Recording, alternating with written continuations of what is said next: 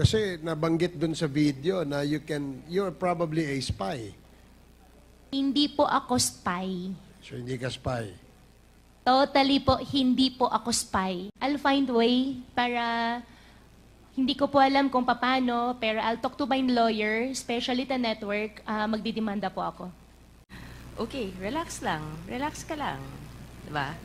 You don't have to be so riled up if you know the truth. Right?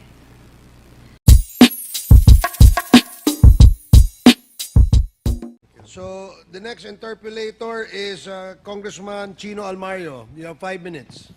Thank you for the 5 minutes that you will allow me, Mr. Chair. Good evening to everyone.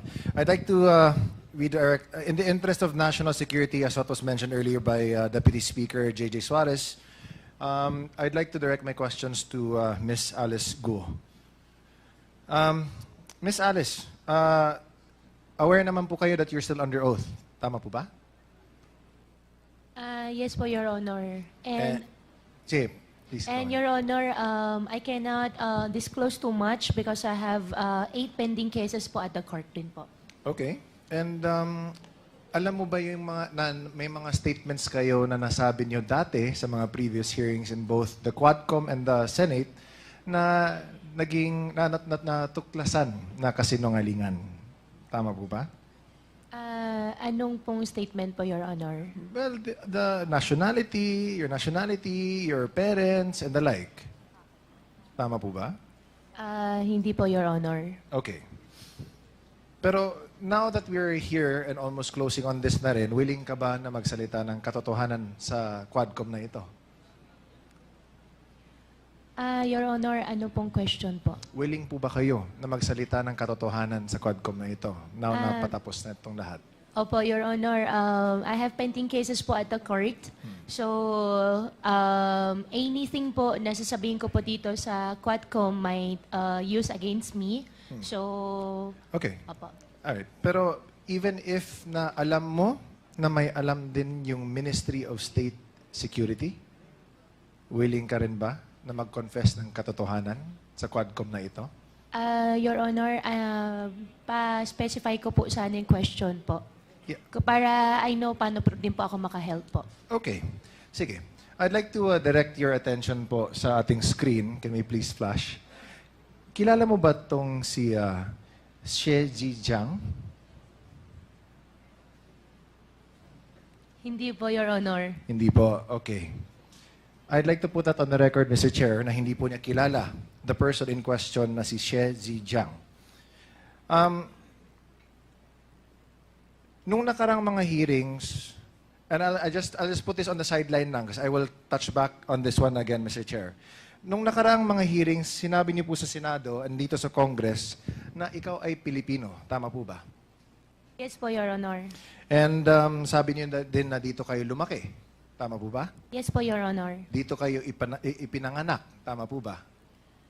Yes po, Your Honor. I have my Filipino birth certificate po. And dito din kayo, Pilipino din yung mga magulang ninyo po. Ang alam ko po, ang nanay ko po ay Filipina po. Okay. And yung tatay mo? Tatay ko po ay Chinese. Okay. Now, let's circle back a few years before, more recently, yung sa pagtakbo ninyo bilang mayor po. Ano ulit yung naging rason ninyo kung bakit kayo gustong or bakit kayo nagdesisyon na tumakbo bilang mayor ng Bamban? Your Honor, unang-una po, Short, ano silang, Miss? yes po, tatlo po kasi yung, ano ko po, yung sagot ko po dyan. Isa po sa tatlo ay childhood dream ko po. Pangalawa po, sa Bamban po ko lumaki, gusto ko somehow makapag-share din po ng kung anong pong meron ako. Gusto ko rin po natulungan yung mga kababayan ko po. Pangatlo po, tinulungan din po ako ng former mayor din po namin sa town para sa kampanya din po. Okay. And saan kayo kumuha ng pondo para tumakbo bilang mayor?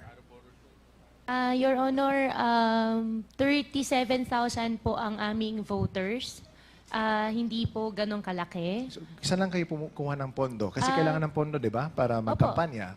So, saan kayo kumuha ng pondo? Your Honor, kumuha po ako ng pondo sa negosyo ko po. Okay. And itong negosyo is, Your Honor, lahat po ng negosyo ko po, sinampahan po nila ng AMLAC. So, I invoke my right against self-incrimination po pagdating po sa business po. okay, can we show the next slide? Gusto ko lang pakita. So, confirm niyo po, Miss Alice, na kayo po ito sa likod po ng Ford F-150. And yan si Cassie, na nakasakay din ng Can-Am. Ano ba yan? Riker Sport 900? Tama ba? Your Honor, hindi po yung campaign. Yan po Ano ay town fiesta po namin. Town Fiesta lang. Opo. Okay. So, very interesting. Kasi from what I remember, kasi ako mahilig ako sa kotse, pero yung kotse ko is a 2003 Camry. And medyo may kamahalan din yung mga nakikita natin dito sa pictures. But sige na lang. So this was a fiesta naman din and very festive. Pero kayong dalawa yung nasa picture, tama po ba? Yes po, Your Honor. Okay. So you deny lahat ng mga funding na nakuha mo for your campaign galing sa sarili nyo, sa businesses. Yes po, galing po sa sarili po lahat, Your Honor. Okay. Now, you didn't ask for any funding from any Chinese person, Filipino? Never po. Okay, sige. Filipinos po, may mga friends po na tumulong in kind. Pero finances po, wala po. Okay, sige. Now, Mr. Chair, if you would allow me, I would like to show a video to everyone. This is from Al Jazeera. And if I may, Mr. Chair, also request humbly that this may not be taken out of my time, as this is very revealing also in nature, if it's okay, Mr. Chair. Certainly. Thank you, Mr. Chair. Congressman Almario, the better Almario.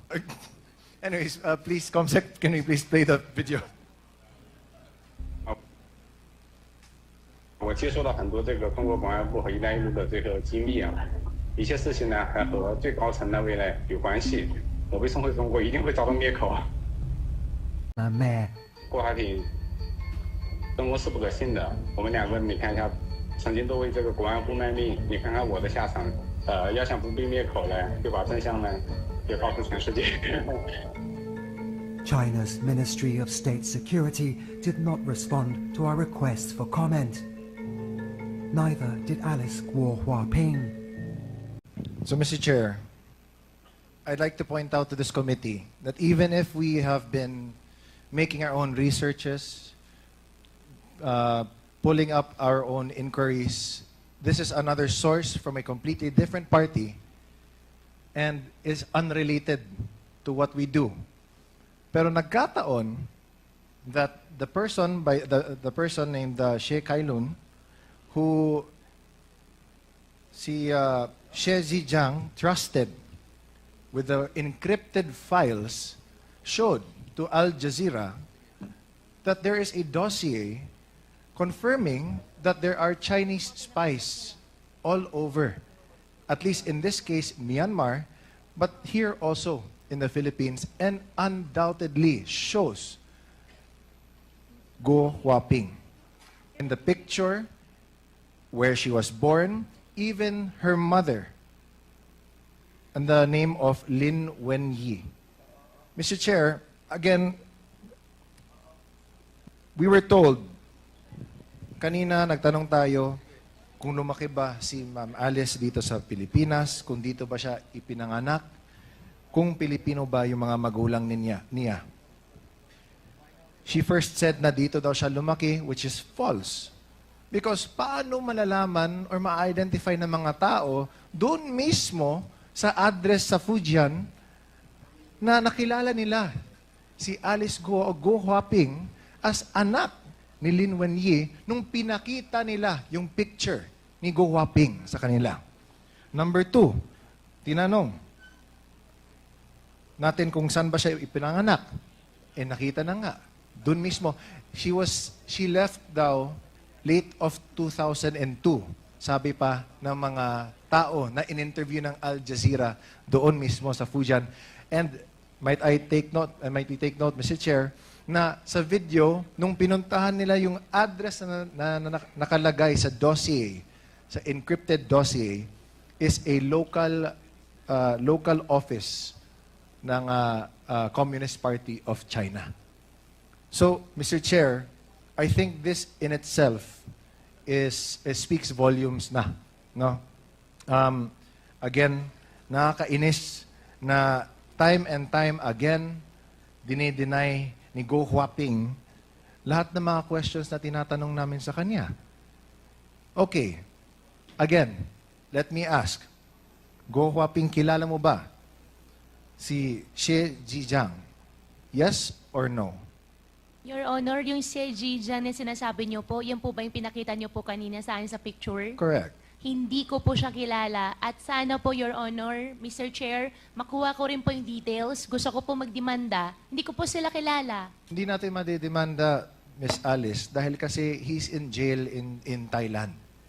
And the reason why he's speaking the truth now is because, as he was saying that din in the video, although hindi lang pinakita dito, is that he is also being illegally detained daw, sabi niya. Kaya sa galit niya, he wants to speak also the truth out to the world, na iniipit na rin siya ng Chinese Ministry of State and Security. So, what does he have to lose? That's why nga, sinabi nga niya sa inyo, Ms. Go Huaping, na tell the truth. Don't fall to the same mistakes that he has done. Kasi nga, he also fears for your life. Remember, nung Senate hearing, na you mentioned na you didn't want to name names because you feared for your life. And because of that, the Senate granted you security and asylum within the PNP's compound. Ngayon, na nag-executive session na kayo, sabi ng Senate na there was nothing to go about except for one name na hindi pa din namin alam. But if we look at it, there is no doubt, kitang-kita na.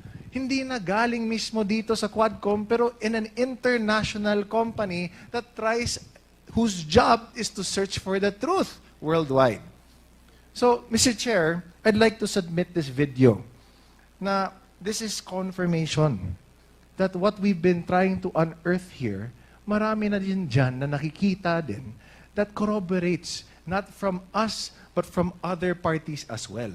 Which also means that this Quadcom should also be the avenue for which other people should also go to us to reveal more of the truth kasi kailangan din natin yung kompletong katotohanan. Which is why this is an open call to action, Mr. Chair. Sa lahat ng mga nanonood ng Quad Committee meetings natin, na kung may alam kayo, lalo na nakakatulong ito sa pagtingin, sa pagkuha ng katotohanan, please come forward. Kasi this is national security also at stake. She's been denying na may kilala siya, na ultimo, sinasabi niya na ilang beses na siya tinawagan para humingi ng campaign funds.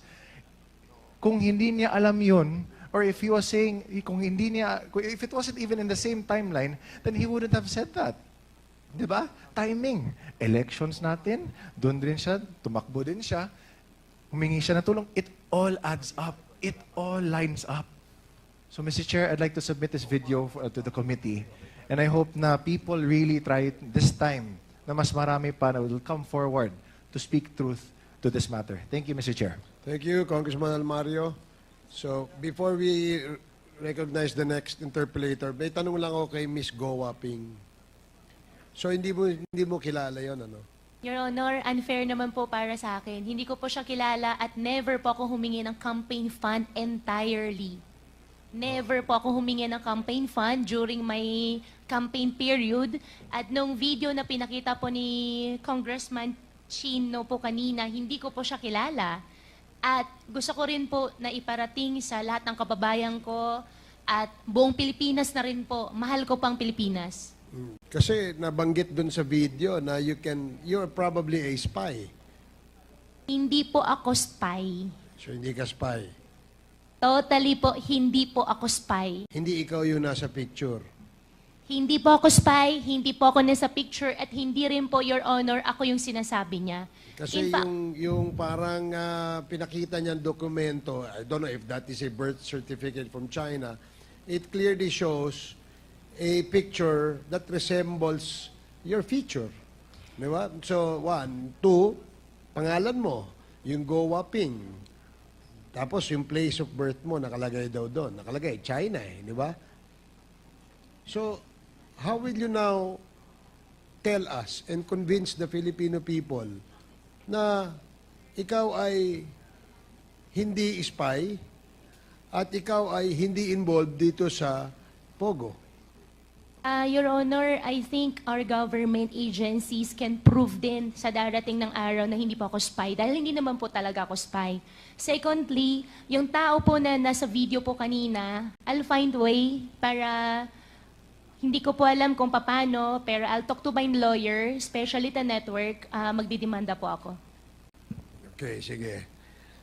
Thank you. The next interpellator is Congresswoman Migs Nograles. You're recognized. Thank have you, 5 Mr. minutes. Chair. Before that, sorry, Ms. Alice Go, you said you will file a case against this Sheji Zian, and you said you will tell the network. Anong network to? Per my record po, kung di po ako nagkakamali, Al Jazeera Network. Okay, Yung thank nakita you. ko po kanina. Pero babalikan ko po kung tama po yung naisulat ko po, Your Honor. Thank you. Mr. Chair, I'll go back to some questions in relation to the video. So again, Ms. Alice Go, Mr. Chair, you are denying that you are a Chinese spy. Hindi po ako Chinese spy. Well, Mr. Chair, wala naman atang spiya na mag-aamin na spiya siya. No. So, it really begs the question. But anyway, alam nyo ba, Ms. Guo, na itong si She Ziyang, na umamin na Chinese spy siya, na sinabi naman niya, kilala ka niya, ay inamin niya na dito siya na-recruit sa Pilipinas. Your Honor, I cannot answer your question dahil hindi ko po siya kilala. So, to put on record, Mr. Chair, this video showed mahaba kasi to, it's an excerpt of the video, that inamin niya na recruited siya dito sa Pilipinas. In fact, can we show lang na nagpakita siya ng picture na nandito siya sa Pilipinas. I think it's one of the recruiters. Kung pwede lang natin mapakita yung picture na yon.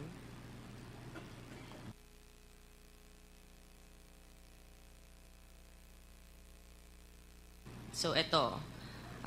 Wala kang kilala dito.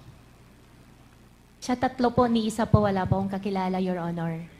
So, ito, nandito si Shezi Zhang when he was saying, Mr. Chair, na dito siya na-recruit sa Pilipinas as a spy. Baka iisa lang pala ang nagre-recruit sa kanila, hindi natin alam, no? And again, babalik natin doon sa picture na pinakita sa video. Yung next slide, please. And again, you confirm this is not you, Miss Alice Go. Your Honor, hindi po ako yan. This is not you. Okay. Ang katanungan ko, Miss God, because you're saying that hindi mo kilala at dedemanda mo, ano naman mabe-benefit din nitong si Sheji Zhang to name you? Your Honor, I think it's better for you to ask him. Kasi siya po yung naglabas ng video, so siya po nakakaalam ano yung makakapag-benefit po sa kanya. Definitely, hindi po ako spy. Okay. Relax ka lang. Bakit ka galit? Kasi po, ganun din po yung nangyari last time. Sinasabi po nila spy ako. Mahal ko pong Pilipinas, Filipino po ako, hindi po ako spy. Okay, relax lang. Relax ka lang. Diba? You don't have to be so riled up if you know the truth. Right? So, you categorically will keep denying what Shezi Zhang is saying. Right? He mentions na pinanganak ka sa Fujian, China. And na nanay mo si Lin Wenyi. Correct? Allegations po niya yun, Your Honor. And who is Lin Wenyi? Your Honor, Lin Wenyi is the partner of my father. And about my citizenship naman po, I think there is already I'm not asking court anything about your na po. citizenship. I'm just asking who Lin Wenyi is. Pinapangunahan mo ako sa mga questions ko. Hindi ko naman tinatanong. Masyado kang defensive. You know, mga actuations mo, medyo, it's showing something, Miss Guo. So, itong address mo na pinakita, pakita natin yung picture ulit. Yung address nito, Mr. Chair, is apparently the local address of the Chinese Communist Party. Sigurado ka, hindi mo nami-miss to? Walang memories? Never ko po nakita, Your Honor. Baka lang, may emotional ka ngayon eh. Baka lumabas ang emotions mo dito. Your Nami-miss Honor, mo. emotional po ako dahil unfair po para sa akin, para sabihan po ako na spy po ako. Okay, I'm asking about your house now. So, eto, Your Honor, that's not my house. Okay, this is in Fujian. Balik lang natin sa last hearing na meron pinakita si Congresswoman Luistro, no? Yung nagko-congratulate yung people of Fujian sa kanya. So, kung hindi ka taga dito, at mukhang taga dito naman yung sinasabi nilang bahay nila, bakit naman din? Pakita nga natin ulit. I think we have that, no? That the people of Fujian was congratulating the first mayor na naging mayor dito. Yan. We have a translator here. Do you understand what is written? Yes, this is like congratulating for winning as the mayor. Okay, and then these are the people who prepared this congratulatory page. Those are the people, yung mga pangalan. Below, yes po. Okay. Baka kunin natin, Mr. Chair, yung mga pangalan na yan. Yeah, can you please post it again? Yan. Oh. Sino-sino yan? It is from Jinjiang, Jinjing Shen.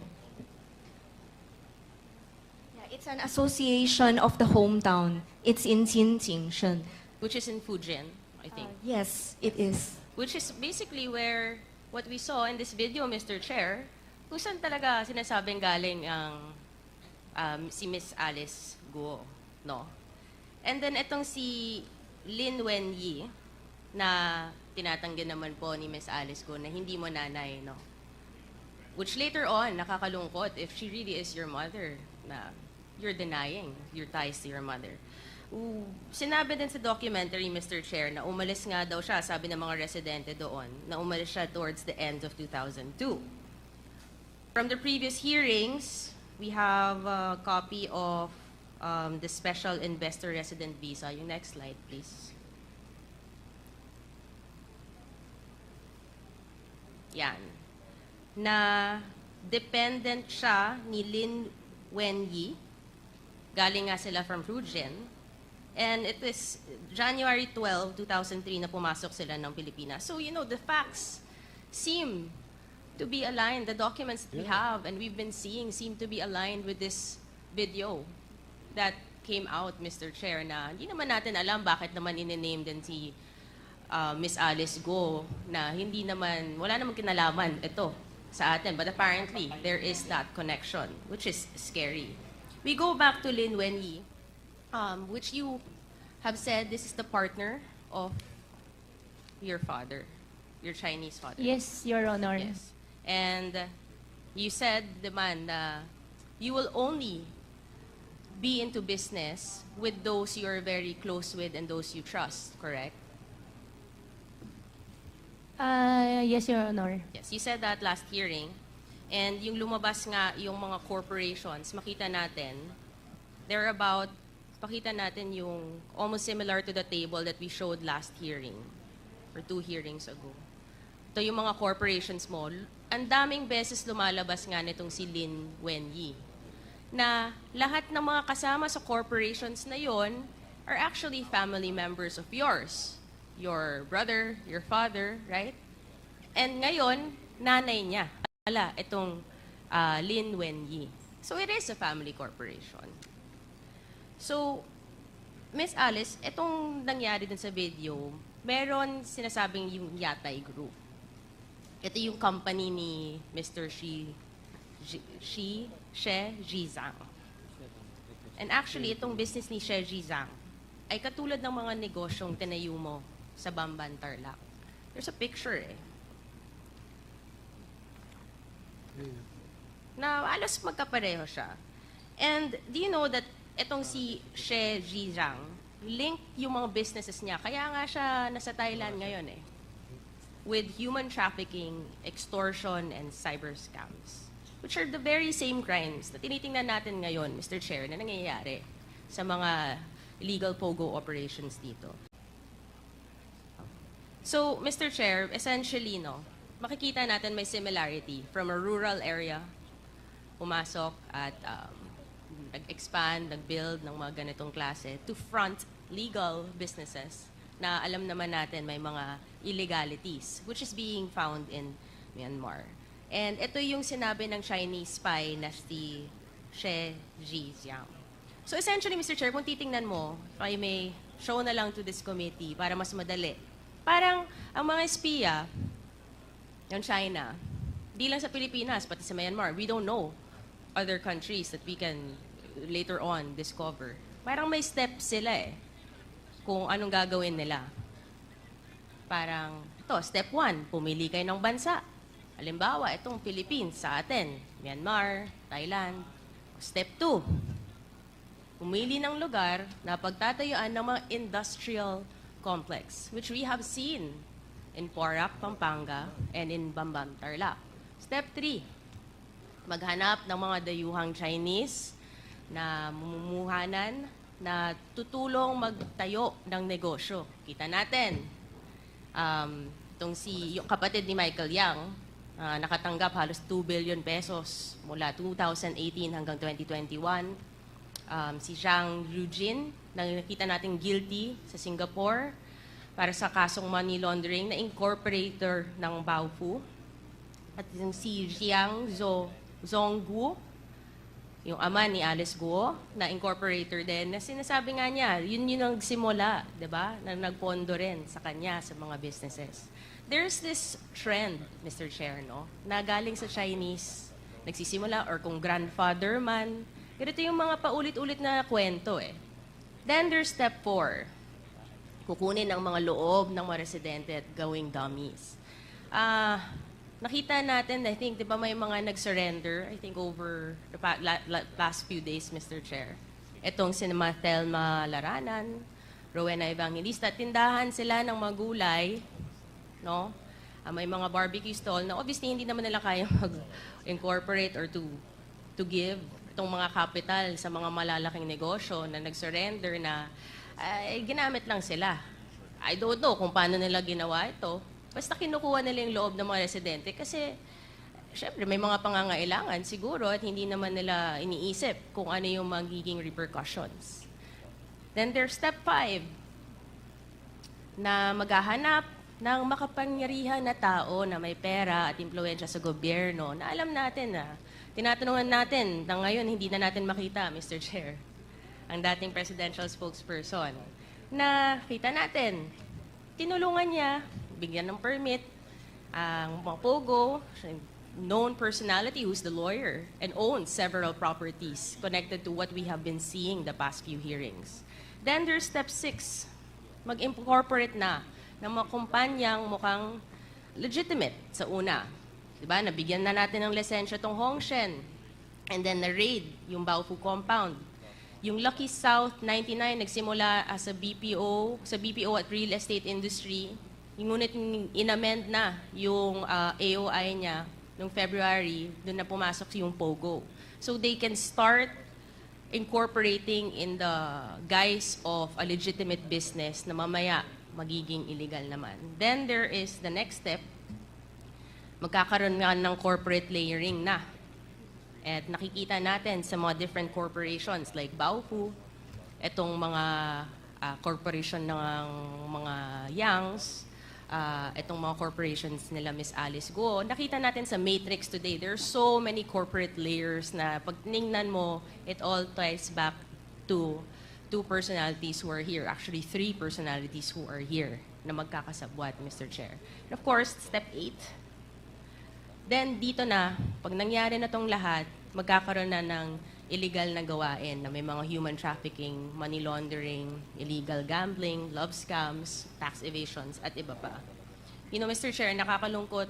So ito, titingnan natin, steps 1 to 8. Mukhang ito ang, kumbaga, standard siguro nila or mission order ng mga espiya na to. Na nakakalungkot na pumasok sila ng Pilipinas. Pinayagan silang pumasok ng Pilipinas dahil bawal sa kanilang bansa itong mga gambling, offshore. Pumasok ang China dito. They took advantage of our country, our laws, our citizens, our resources, Mr. Chair. Nakakatakot dahil hindi to one-sided. Lahat ng mga steps na to, mangyayari lang at pupunta sa next step kung pinayagan to ng gobyerno. There are steps and there are processes. At sinabi ni Ms. Alice Guo na our government agencies can prove naman daw. 'Di ba? Kasi alam niya, hindi naman gagalaw to, hindi mangyayari to kung walang approval ng mga government agencies. So paano to nakalusot, Mr. Chair? Yun yung tinitingnan natin. Kaya natin ginagawa to. Yung government ng Pilipinas natin, paano nangyari to? Para nakapasok ang China dito? Paano nakalusot ang isang Chinese spy dito? At malala, paano naging parte ang isang Chinese spy sa gobyerno natin na binoto ng mga Pilipino? Paano nangyari to? Sino ang pumayag na mangyari to? Akala ko ba, Mr. Chair, diba, the Philippines is not for sale? Yun yung sinasabi. Baka kaya naman palang the Philippines is not for sale dahil siguro as early as 2017 ay nagsimula tong lahat ay mukhang nabenta ng Pilipinas. So sino ba ang nagbenta ng Pilipinas sa China? Yun lang po, Mr. Chair. And I will end again to Ms. Alice Guo with the message of your fellow Chinese spy to you. So sana medyo matauhan ka ng konti. Can we just play that message na lang po?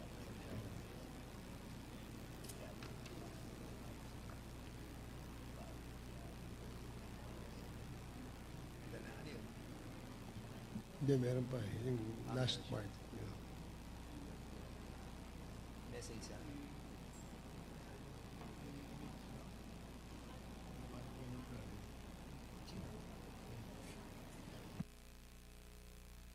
Yung part lang po ng message ng dun sa video.